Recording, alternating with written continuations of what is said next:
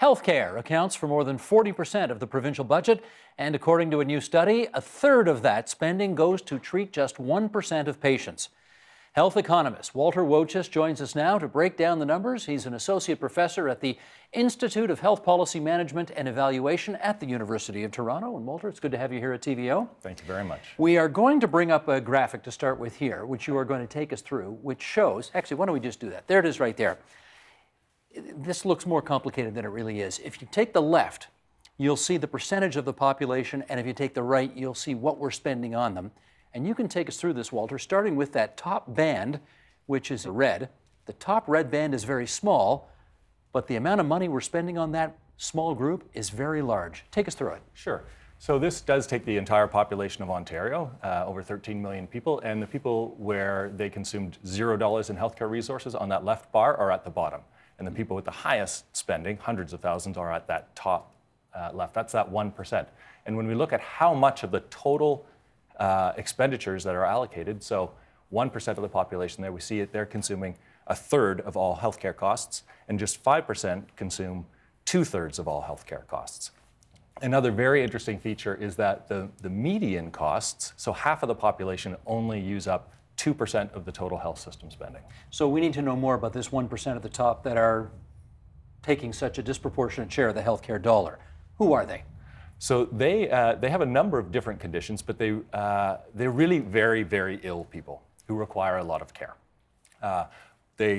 Surprisingly, many of them have chronic, or not surprisingly, perhaps many have chronic conditions, but they have multiple chronic conditions. And they spend a lot of time in the hospital, and they're re-hospitalized, and they come back to the community and they try and get stable, but then they come back into the hospital again. Some of them have very severe accidents, and they might require inpatient care, followed by weeks or months of rehabilitation care, followed by more home care, and all the way through physician visits. The assumption is these are all people, not all, but overwhelmingly people in their 90s who are not long for us. Is that accurate? No, that is not entirely accurate. There are some of those people, it's true. But we have children who are low birth weight children, who have other people who have children who have complications, and then we have adults. Adults get cancer. Some of them are very complicated cancers. Some of them have multiple chronic conditions, even in their 40s and 50s. Some people don't have very healthy life, and then there are, the majority of them still are the older people, 65 and older, but it's not all end of life. Okay. Not a high proportion of these people die in any year. If we spend, I don't know if it's even possible to break this down, but we spend $50 billion roughly a year on health, more than that, $50 billion in the province of Ontario this fiscal year on health. Can you say how much of that $50+ billion actually goes to treating patients directly as opposed to administration, all of the other stuff? Yeah, sure. So it's so there's not only administration, there are general programs. So administration in Ontario is generally below 5%, but then we have a lot of community type programs, so public health programs, public health units, and centers such as that provide general population health, and that consume about another 15% of the healthcare budget, and then about 80% is spent on individual care.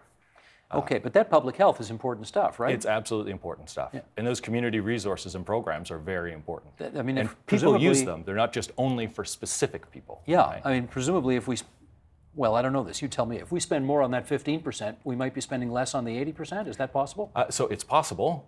There's not really hard evidence to suggest that there's a direct relationship. However, it is shown that countries that have higher social spending programs tend to have better health. Okay, let's go through a second chart here. And again, talking about those very high cost patients, that 1% that take up a third of the budget. I gather the technical term for that is multimorbidity, is that right? Yes, so multimorbidity is the issue of having multiple chronic conditions at the same time. Okay, do you want to take us through this chart and give us a sense about how multimorbidity shows up on the bottom line? Yeah, absolutely. So this chart shows us among people who don't really have any conditions at all, it make up about half of the entire population of Ontario, but they consume relatively few resources. And then incrementally, as we add each one condition, we see that costs on average go up incrementally, and that the amount of the total budget that is going to care for those people increases a lot. So there's only about 500 and some odd thousand people who have 5 or more of chronic conditions. We have a subset of 17 that we're looking at here.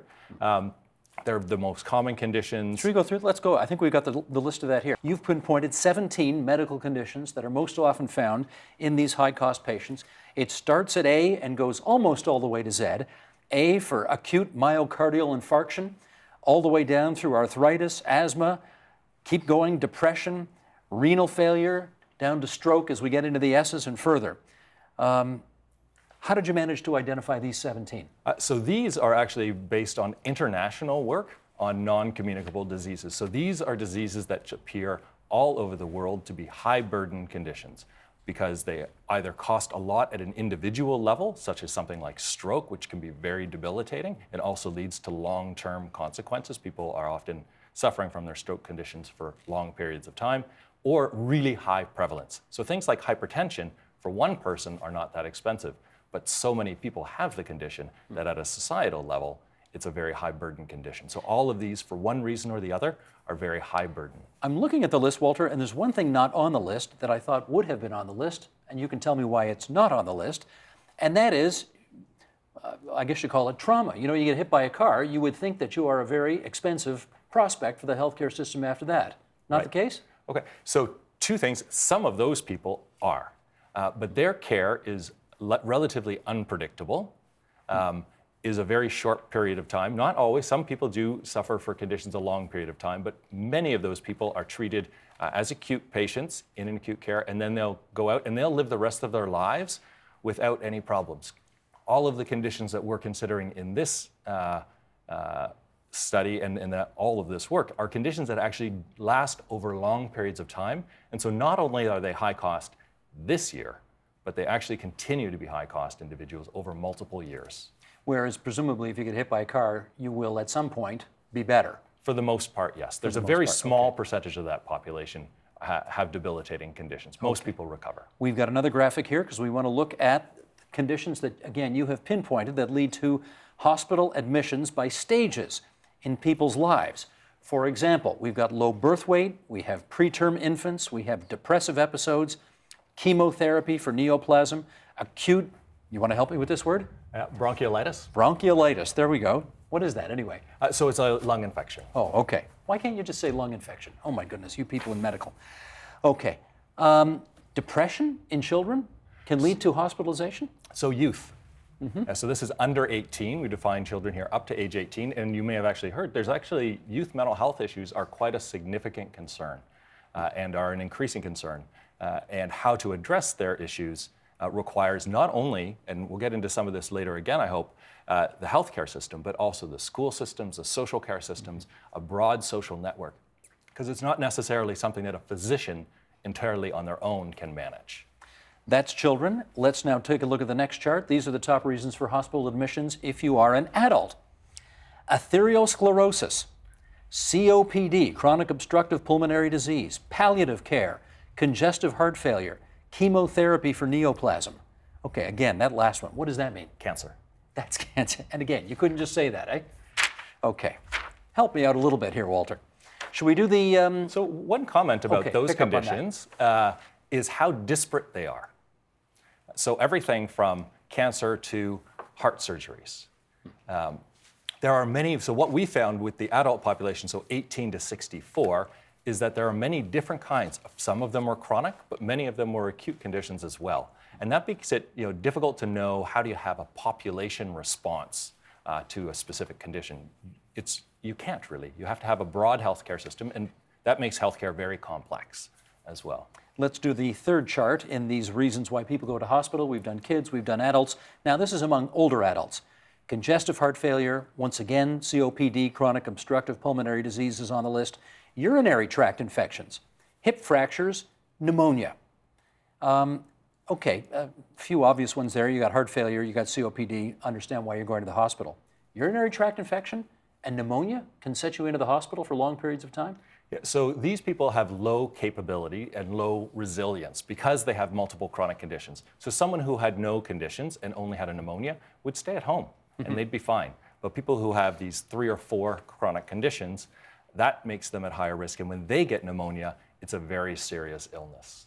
Let me ask the overarching question here, which is, I guess well, this is why you're here. It's interesting to know why people go into the hospital, for how long they go into the hospital, the amount of money each segment of the population ends up costing. That's all interesting to know. Why is it important to know? So it's really important in terms of how we manage and orient the healthcare system. So do we just treat these people in the hospital and that's all we need to do? Or if we find, for example, that the people with high sustained costs have chronic disease, then we need to think about how do we manage the chronic disease before the hospital.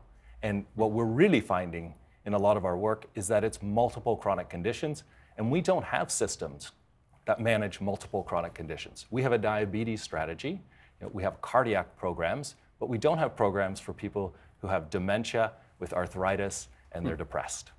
So presumably the idea behind getting all this information is to improve the care of these people at a lower cost to the taxpayer. Is that the idea? Absolutely. And what kind of care that needs to be is not just a disease management program. Okay, to that end, the Ontario government, in its wisdom, several years ago, I think within the past decade, brought in something called health links.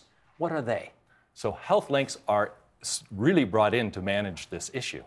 They're brought in very specifically to manage the care for the top 5% of healthcare users who have multiple chronic conditions, and to organize integrated care that has physicians and community care, home care, and hospitals all involved to share the care for those individuals. And how does it actually work? So at the front lines, it really works with care coordinators, identifying patients, physicians referring them, coming up with a care plan that is tailored to the individual, understands their conditions, and starts to put more of a management around the person instead of the disease. The name itself, Health Links, would suggest that the disparate aspects of the healthcare system are somehow linked up to treat this one person. Does that actually happen? So when they're high-performing health links, that absolutely happens. People are coming together to share care around patients that have never had those experiences before. And is Health Links actually saving the taxpayer money? So I think health links are still, so the announcements were made a few years ago, but there's probably only there's 76 health links in the province right now. I'd say a third of them are probably quite mature, and they really are better managing their care. And there's evaluation work going on that has some initial ideas along those. They won't turn down total health system costs, but they will better manage the costs for those patients. Now, but it's hard work to get people to collaborate who have never even met each other This before. was exactly the point I was going to make. You've talked in the past about how the healthcare system works in silos. You know, there's the health strategy, the diabetes strategy. How do you get these different elements of the healthcare system to work together? So that is a really challenging aspect. Some have a very natural tendency to want to collaborate. I think the more that we put patients at the front of all of this, the more everybody is willing to come around and have a discussion. So physicians really want the best for their patients, and they're happy to come and have a discussion about how their patients can be better managed and better cared for. If we just think about it as we need to have a meeting to have a new coordinated team, they might be less interested and willing. Gotcha. Sandra, you want to do this Carl Cederstrom clip now? Okay. Earlier in January, we had an interview with a guy who wrote a book called The Wellness Syndrome, Carl Cederstrom. He's over in Sweden, I think. And here's what he had to say about some of what we're talking about right now. Sheldon, if you would, roll the clip. There was a Dutch study a few years ago who suggested that the people who are really costing society most are people like, I suppose, yourself. You look like a very healthy man, and myself. You know, I'm a reasonably healthy person. We are the people who cost society most because when we retire, we just keep on living forever and ever. You know, a smoker, obese people tend to work and then they die. You know, from a strictly from a strictly economical point of view, they cost society much less. Because they're not going to collect their pensions, right? Sorry? They're not going to collect their pensions, and therefore they'll cost us less in the end. Is that the idea? That's right. That's right. Well, people like the two of us, I don't know, well, at least I hope we will be a big burden to society and the welfare society as we go in and out of hospital until we are very, very old. Amen to that. Well, let me pluck a question out of that, which is something like, it might be easy to blame the patient in this case for living a bad lifestyle, smoking, for example, and therefore costing the healthcare system a certain amount of money along the way. Is that Is that the appropriate thing to do here? So I really don't think that's the appropriate thing to do here. People who are presenting to the healthcare system need care, and the system needs to respond as best they can. Even if they're the authors of their own misfortune? So I would doubt that they're entirely the authors of their own misfortune. There are many social circumstances that lead people down a whole trajectory of life that leads them to poorer health outcomes, not to mention that I think, and there's been quite a bit of debate lately about cancers, for example. Are they totally genetic or are they totally by behavior? And I think the answer is they're not either or. There's a combination of many things that go on. And many people's behavior are brought about by their upbringing and the socioeconomic status and the environmental and the poverty that constructs. they have to experience and so on and so forth. But do you have the slightest bit less sympathy for the person who smokes 3-pack a day their whole life, knowing that that's killing them? So I don't have less sympathy when they present to the healthcare system. I think that these are people where we need to have better behavioral modification programs. It's not modification in terms of somebody else doing something to them, but helping them, right? But they need to realize, and people all have to realize, that they can be more active. We can all do better. I can eat better. I can be more active, less sedentary too. So even just sitting in my desk at the university for too long of a period, even if I am an active person, can be harmful. So there's always room for improvements. And I think we just need to help people get to where they want to be. Well, we on this program like people leading active lives as well, except of course between 8 and 9 o'clock at night when we're happy to have them sit on their couch and watch television if that's what they want to do, as long as they're watching us. But if you're watching this right now and a viewer suspects that they are part of this high care, high cost segment of the patient population, what's your advice? So first, if they think that they are having challenges or they could use some more help in helping to coordinate, that they have many different providers and it's difficult to follow, then they should ask their physician about health links. And their physician should be able to let them know if there's a health link there should be a health link in their neighborhood and how they would get connected. There are also websites, if they were to look this up online, it won't be hard to find, by their local area. So these are geographically determined. And think about where did they need help? And to ask for that kind of help. Do you need to get into health links or can you do it on your own? Health links are really meant for people who have a lot of really significant challenges. They have multiple chronic conditions.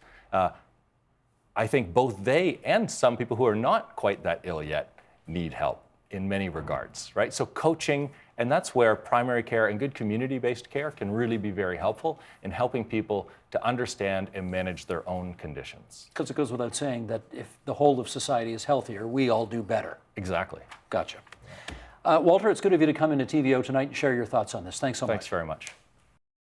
Help TVO create a better world through the power of learning. Visit supporttvo.org and make a tax-deductible donation today.